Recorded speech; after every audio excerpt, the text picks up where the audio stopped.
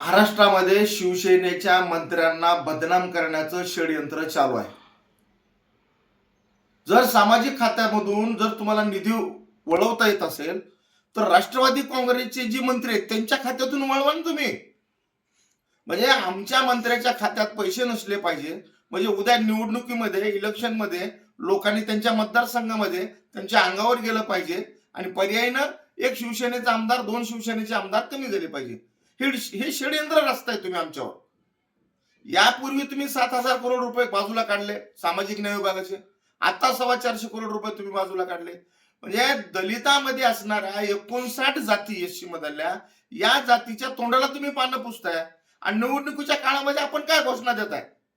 म्हणजे महायुतीचे घटक असताना सुद्धा माननीय अजितदादा पवार साहेब आपण आपण सांगता की आम्ही दलितांचे मशिया आणि दलितांच्या मुलाबाळांना शिकण्यासाठी त्यांच्या लोकांना राहण्यासाठी आज ही परिस्थिती निर्माण होते.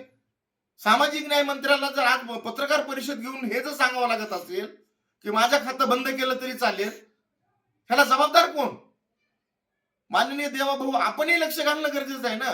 जर अर्थमंत्री म्हणून अजितदादा पवार साहेब यांच्याकडे जर एक खातं असेल तर आपल्या कुठल्या कुठल्या डिपार्टमेंटला, कुठल्या कुठल्या मंत्रालयामध्ये, मंत्रिमंडळामध्ये कुठं कुठं पैसा जातोय आपल्याला सगळं माहिती आहे ना. मग सामाजिक न्याय विभागाला तुम्ही टार्गेट का करता? का महामंडळ चालू केले जात नाहीत महाराष्ट्रामध्ये? मातंग समाजाचं महामंडळ चालू केलं जात नाही, बौद्धांचं महामंडळ चालू केलं जात नाही, इथं आदिवासीचं महामंडळ चालू केलं जात नाही. यांच्यासाठी पैसा नाही, फक्त एकमेव एक महामंडळ तुम्ही चालू करता आणि पुन्हा जी सामाजिक न्याय विभागाच्या खात्यामध्ये असणारे पैसे ते पण ओळखता. तर मंत्री काय काम करणार?